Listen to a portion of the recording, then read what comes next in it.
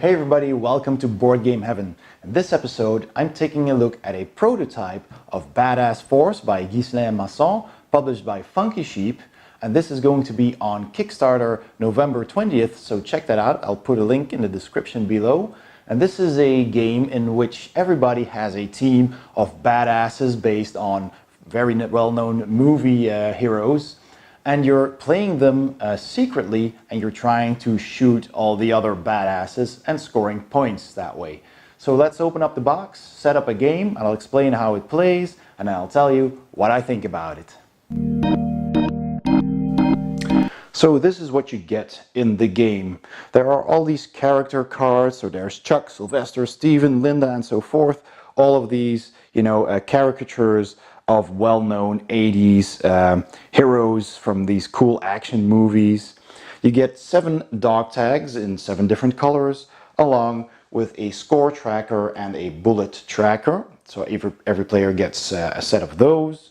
There is a stack of cards. All of these cards, or these characters, are in the game 7 times, and each player gets 1 of them, and you deal each player 7 characters. And the game instructs you that for a first game, you take Chuck, Sylvester, Steven, Linda, Arnold, Bruce, and Jean-Claude.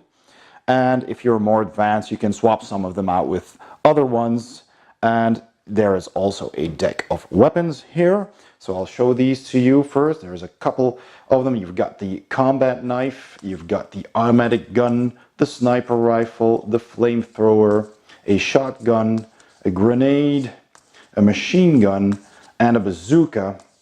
And they all do something different. They all work differently. It's explained here on the card as well. And there's a track for bullets. Now the knife doesn't really need bullets, but still it's got a track, because when you reach the yellow spot here, then your weapon is loaded and you can fire or use it.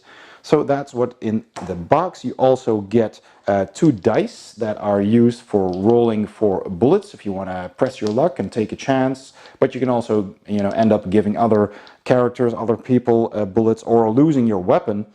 There is a player reference card here that tells you what you can do on your turn for easy reference, and another card that tells you how scoring works. So you get 2 badass points for being the first to draw blood, and there's extra points to be had. And there's also something called revenge mode. That's when all your badasses are killed and you get them back. Then you go into revenge mode and you flip one of these dog tags to show that you are in fact in revenge mode.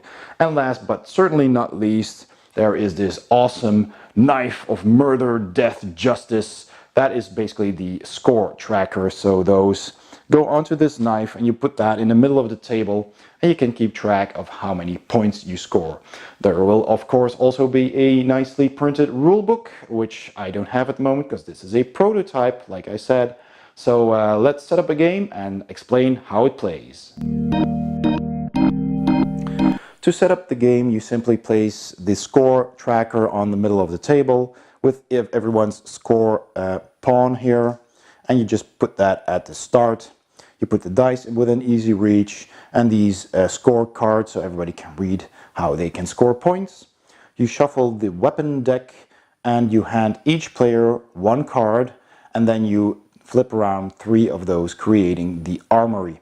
Every player takes their dog tag and with their bullet marker and puts those bullet markers on the first spot on their weapon, unless it says otherwise. So some of these weapons will have a little white arrow over there, and that means that your weapon starts already with, in this case, 1 bullet. The game plays 3 to 7 players, so depending on the number of players, you take that much of each hero. You pick 7 heroes, and then you deal each player 1 of those heroes each, so that in the end every player has the same number. They all have 7 of the same heroes. The rest is just put aside. You can also leave a set on the table if you're playing with less than 7 people as a easy reference, so everybody can see what they do. And then you take those 7 badasses, you shuffle your hand, and then you randomly pick one of them and you put that underneath your reference card. This is your reserve.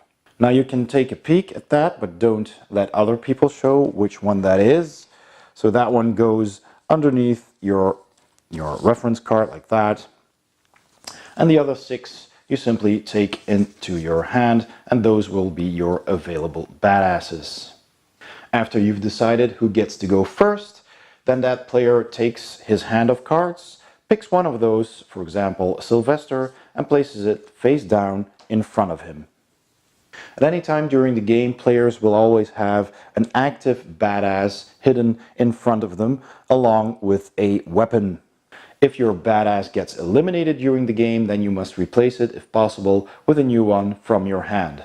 And so that is how you start. Let's explain the rules. So the game objective is, of course, to score as many points as possible. You'll have to prove that your weapon handling is superior to that of your opponents, and that you are worthy to enter the cast of the badass force. So the game ends when at the end of an active player's turn, a player has reached or exceeded 16 victory points on the score track. You can score points by eliminating or killing their opponent's badasses. But don't be afraid to have your badasses killed, because it's kind of a race game. You want to be the first to score as many points as you can, and after you lose all of your active badasses and you're out of badasses on your hand, then you will go into revenge mode, which will help you, and you'll get all your cards back again. So scoring points is as follows. You get 2 badass points for being the first guy to kill a badass, so you get 2 victory points for that. You get an extra victory point for extra badasses eliminated in the same turn. And you also get an extra victory point for eliminating the badass that is in front of everybody else on the victory track. There are several ways that you can eliminate a player's badass. So first of all, you can use the power of your badass, if that helps. You can use a loaded weapon. You can denounce a bluff, because this is a game of bluffing as well. You can be the victim of a slanderous denunciation of a bluff. So if you didn't bluff and somebody does call your bluff, but you were right, you weren't lying, then you also gain a victory point. Or by killing an opponent by overloading their weapons. Some of these weapons, such as the grenade, have this red icon at the end, and if you overload their weapon, then it will explode in their face and they will die, and you will have points. And another final way to score points is that if at least one player is in revenge mode and you're still in normal mode, you also get an extra badass point on your turn. On a player's turn, you've got 2 actions, like it says here on the card. So first, you gain a bullet, or if you're in revenge mode, you gain 2 bullets, and you simply take your marker and place that 1 step ahead on your weapon. And then it's time for action. So you can do several things. I will show them to you here. So you can change your badass, so you can only choose one of these actions. So once chosen, that is your turn. So you can change your badass if you want to change tactics. You can also change your weapon, but you will lose the bullets that you have gained on that weapon. You can gain extra bullets by rolling the dice, which is as follows. You simply take both dice and you roll them. For each green bullet that you roll, you get a bullet on your weapon. For each yellow one, everybody gets a bullet. And for each red one, only your opponents will gain a bullet. But beware, if you roll 2 red dice, then your weapon will break and you will lose all the bullets on it, and you'll have to start over at 0 again. So next, you can also use your loaded weapon and then discard it. This is really simple. So as soon as your bullet marker gets to 6 or more, in this case it's always the yellow marker, so in the automatic guns case it's just simply filling up at 5, then you can expend that weapon and you can pick any opponent and kill their badass, and then you just take your marker back, this one goes away, and you pick one of the 3 new ones from the armory and you put your bullet marker back at 0 and you flip over a new card. Beware though that some of these badasses still have a power that can be used after you kill them, so that can happen too, and then you score victory points. Some weapons also have special powers. So for example, the shotgun here has a short range, so you can only use it on your neighbors, and it has blast, so if you reach that icon over there, you can target one extra badass. So you could shoot your left and your right neighbors in one go. And a final action you can take is using the power of your badass, and you can do that by announcing the name of that badass, or lie and bluff and use somebody else's special ability, unless you get called out, of course. So this is how that works. So for example, my card here was Sylvester because I wanted to get some extra bullets. So I simply say, I'm Sylvester.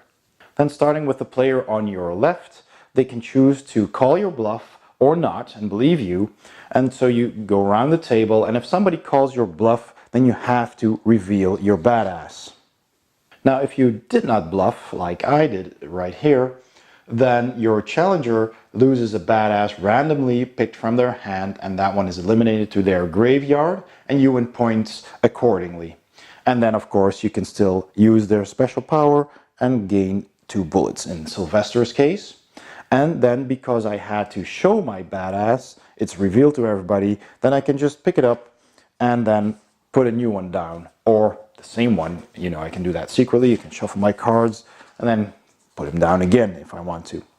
Now, if I did bluff and I called somebody else's name and somebody calls my bluff, then I also have to reveal my card, and it's apparent that I bluffed, I lied, and then I have been unmasked and my badass is eliminated to my graveyard. I cannot perform its action and my turn is over. And then, of course, my challenger will win the victory points for having killed my badass. So then, anytime one of your badasses is eliminated, placed in the graveyard, then you pick a new one from your hand and put that face down on the table again. At the end of a player's turn, when all their badasses have been killed and his last active badass is also killed and he has no more cards in his hand, then that player goes into revenge mode. So you flip over your dog tag, indicating that you're in revenge mode, and you'll get 2 extra bullets instead of 1 at the start of your turn.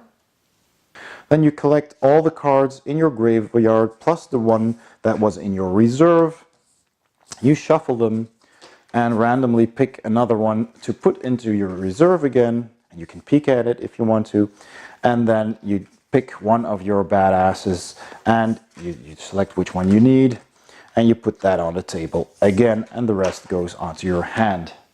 If during the game that should happen to you twice, you simply collect all your cards again and do the same, but you don't get extra bullets. It stays at 2. And so the game ends when one of the players has reached a score of 16 or more on the badassometer. And the winner then is, of course, the person with the most victory points. If 2 or more players are tied for first place, like this, for example, then the player with the most bullets in their weapon is the winner. And if there is still a tie, a new game must be played as soon as possible to decide between them. There is also a rapid mode of the game that lasts shorter, of course, and you only select 5 characters to play for each player. And it's suggested to play with Arnold, Bruce, Jean-Claude, Linda and Sylvester. And you only play up to 10 points instead of 16. You also remove the 3 bazooka cards from the armory, and the rest is exactly the same as a standard game. A few tips on how to play your characters.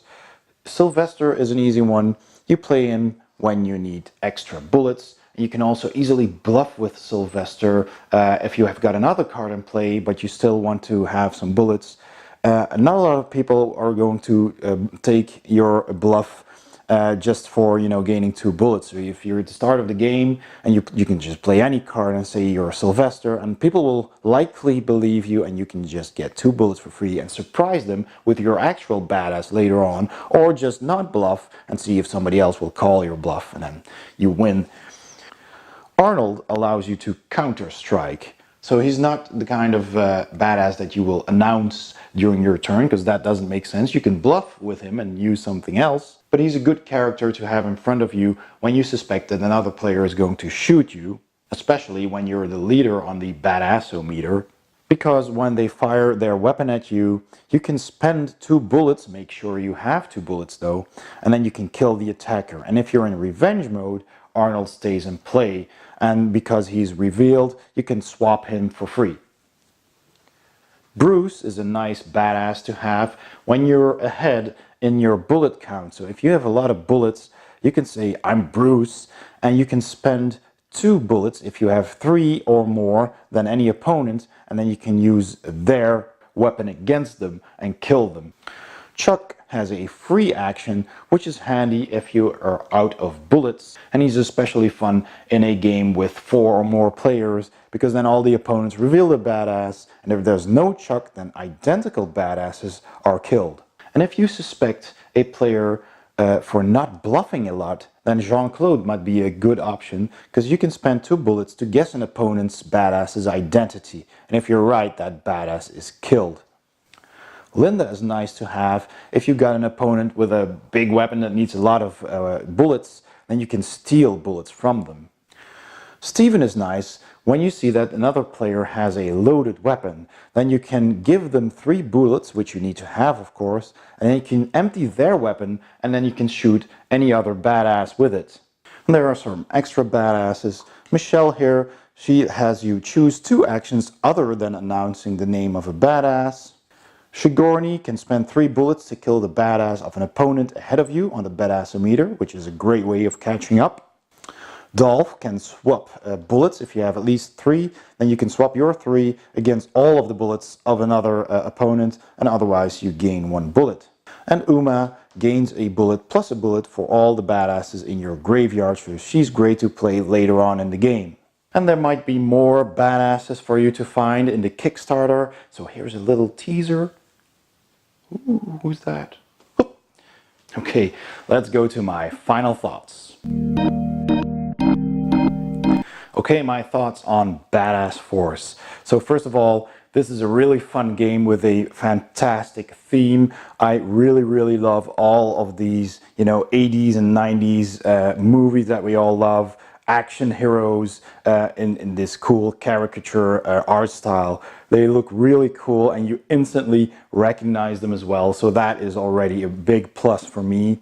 I like the theme. I like the fact that everything is very thematic in the game, like the badassometer here being a big knife, and you can roll for bullets, and there's all these cool weapons that you can use, so that already it makes this game really attractive.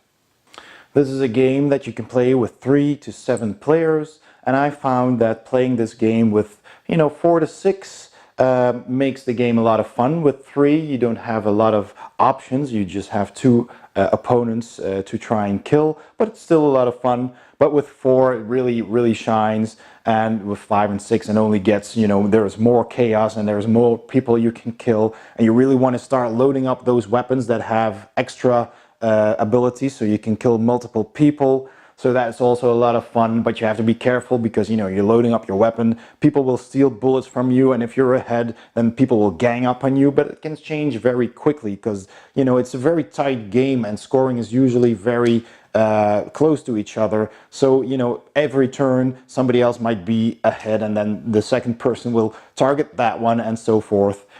So it's a very tight and action-packed game, and that is really what the theme also is going for. So that is very cool as well. I love the fact that you can, you can bluff. You can just think, well, you know what, I'm gonna play this card because it's gonna be helpful later, this one for example. But first, I need some bullets, so I'm just gonna play this one. I'm gonna say, well, I'm Sylvester, I'm just gonna grab 2 bullets. Is that okay? And then people will, will they bluff or not? Was he bluffing? Will they call your bluff? So the whole bluffing aspect is a lot of fun and can, cause a lot of laughter at the table. And even if you bluff a lot and people call your bluff and you lose your characters, you'll go into revenge mode really fast. So maybe that's a tactic you want to do too. You just bluff all the time, and just keep that character down there and just call a different name every time. At some point, somebody's going to call your bluff. and maybe you're gonna, you know, lose all your characters, but then you'll gain more bullets faster. You get their extra revenge powers as well. So that's very cool to do as well. The component quality is good, and even though this is still a prototype, of course, the cards are nice and large, they're easy to read, you've got nice chunky dice, and these are still stickers, but I guess they'll be printed or maybe even engraved. You've got clear colors here to indicate where you are on the track. This is nice and big.